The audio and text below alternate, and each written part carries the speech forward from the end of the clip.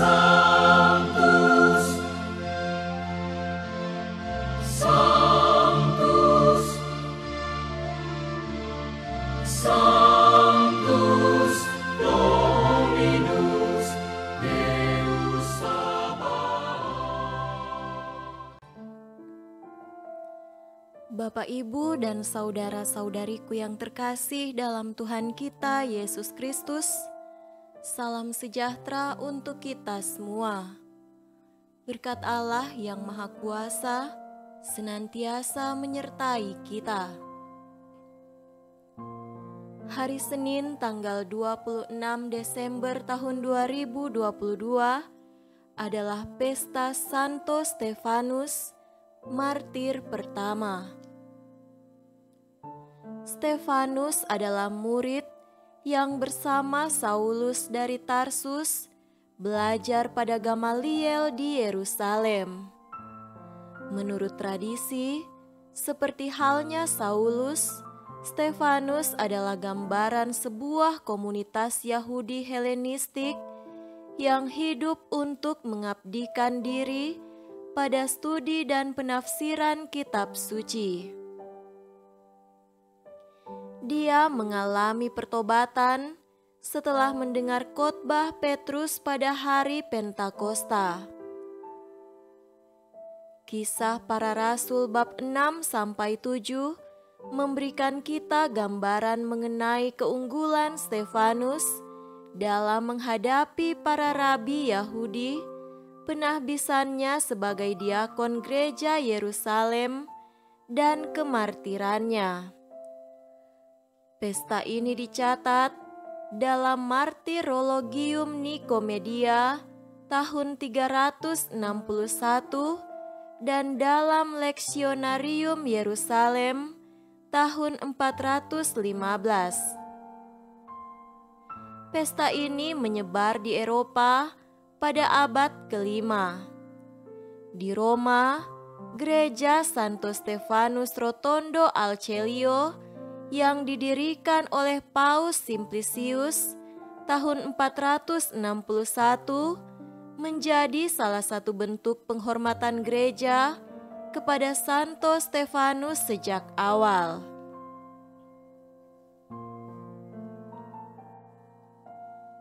Marilah kita mendengarkan dan merenungkan bacaan-bacaan kitab suci. Bacaan pertama dari Kisah Para Rasul pasal 6 ayat 8-10, dilanjutkan dengan pasal 7 ayat 54-59. Dan Stefanus yang penuh dengan karunia dan kuasa mengadakan mujizat-mujizat dan tanda-tanda di antara orang banyak. Tetapi tampillah beberapa orang dari jemaat Yahudi yang disebut jemaat orang Libertini. Anggota-anggota jemaat itu adalah orang-orang dari Kirene dan dari Alexandria bersama dengan beberapa orang Yahudi dari Kilikia dan dari Asia. Orang-orang itu bersoal jawab dengan Stefanus, tetapi mereka tidak sanggup melawan hikmatnya dan roh yang mendorong dia berbicara. Ketika anggota-anggota Mahkamah Agama itu mendengar semuanya itu, sangat tertusuk hati mereka. Maka mereka menyambutnya dengan gertakan gigi. Tetapi Stefanus yang penuh dengan Roh Kudus menatap ke langit, lalu melihat kemuliaan Allah dan Yesus berdiri di sebelah kanan Allah. Lalu katanya, "Sungguh, aku melihat langit terbuka dan Anak Manusia berdiri di sebelah kanan Allah." Maka berteriak-teriaklah mereka dan sambil menutup telinga serentak menyerbu dia. Mereka menyeret dia keluar kota lalu melemparinya. Dan saksi-saksi meletakkan jubah mereka di depan kaki seorang muda yang bernama Saulus. Sedang mereka melemparinya, Stefanus berdoa katanya, "Ya Tuhan Yesus, terimalah rohku." Demikianlah sabda Tuhan. Syukur kepada Allah. Semoga Tuhan beserta kita sekarang dan selama-lamanya. Inilah Injil suci menurut Matius. Dimuliakanlah Tuhan. Injil Matius pasal 10 ayat 17 sampai 22. Lihat, aku mengutus kamu seperti domba ke tengah-tengah serigala, sebab itu hendaklah kamu cerdik seperti ular dan tulus seperti merpati. Tetapi waspadalah terhadap semua orang, karena ada yang akan menyerahkan kamu kepada majelis agama, dan mereka akan menyesah kamu di rumah ibadatnya. Dan karena aku, kamu akan digiring ke muka penguasa-penguasa dan raja-raja sebagai suatu kesaksian bagi mereka dan bagi orang-orang yang tidak mengenal Allah.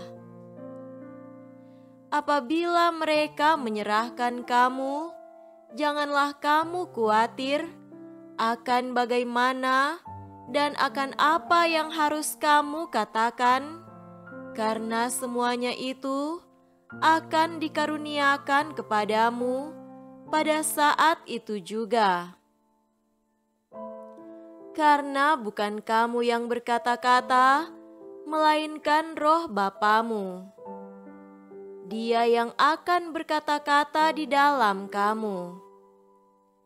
Orang akan menyerahkan saudaranya untuk dibunuh, demikian juga seorang ayah akan anaknya. Dan anak-anak akan memberontak terhadap orang tuanya dan akan membunuh mereka. Dan kamu akan dibenci semua orang oleh karena namaku. Tetapi orang yang bertahan sampai pada kesudahannya akan selamat. Demikianlah sabda Tuhan. Terpujilah Kristus.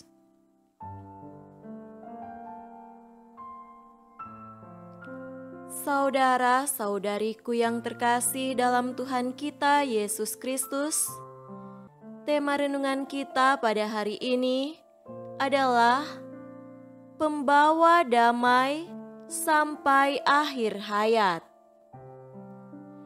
Hari ini kita merayakan pesta Santo Stefanus, martir pertama.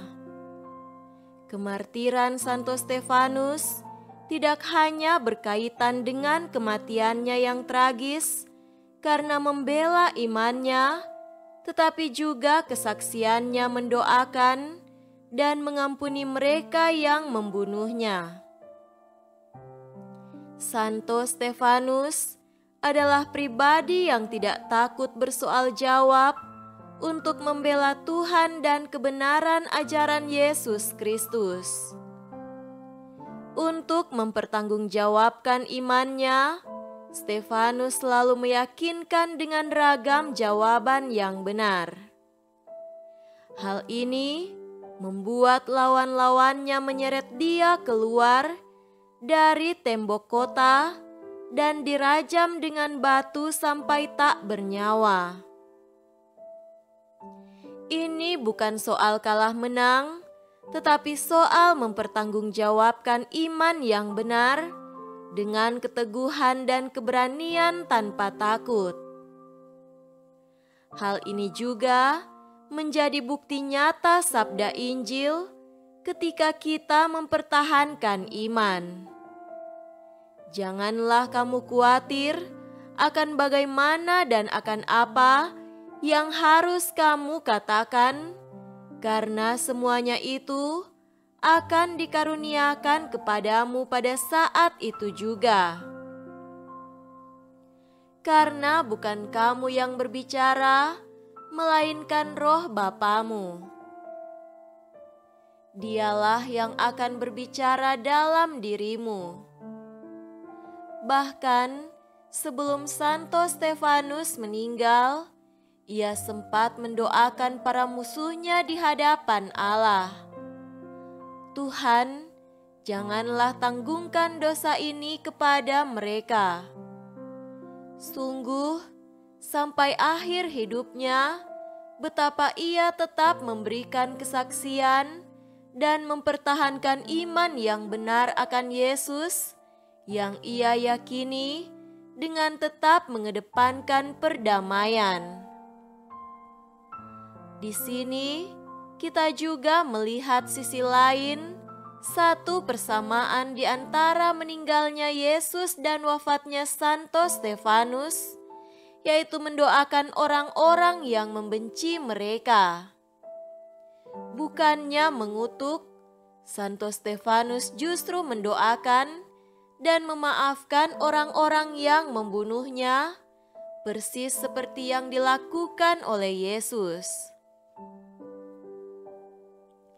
Setelah pernyataan kasih yang sedemikian besar itu, Santo Stefanus lalu meninggalkan dunia ini menuju kebahagiaan abadi bersama Yesus yang dikasihinya. Saudara-saudariku terkasih, Santo Stefanus memutus rantai kebencian dan memulai suatu awal untuk perdamaian. Untuk bersaksi dan mempertahankan imannya, ia memberikan teladan untuk mengampuni seperti yang Yesus sendiri lakukan. Inilah yang sebenarnya justru menguatkan pesan Natal, yaitu Yesus yang lahir adalah sumber damai yang sejati. Yesus yang baru saja kita rayakan kelahirannya adalah Yesus yang memberi kekuatan kepada Santo Stefanus untuk mendoakan dan mengampuni musuh-musuhnya. Kekuatan, keberanian untuk berbicara, mampu bertahan dan ketenangan serta pesan damai oleh Santo Stefanus tentunya berasal dari Roh Kudus yang memenuhi dia. Belajar dari Santo Stefanus, ketika kita berdoa, kita tidak hanya berdoa untuk kepentingan diri kita sendiri, tetapi juga berdoa untuk orang lain. Bahkan untuk mendoakan pengampunan dan keselamatan orang lain yang mungkin pernah menyakiti dan melukai hidup kita.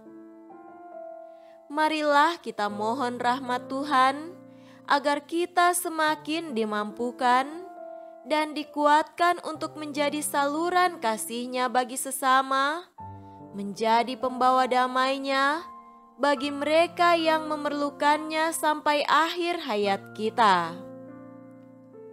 Semoga demikian. Amin.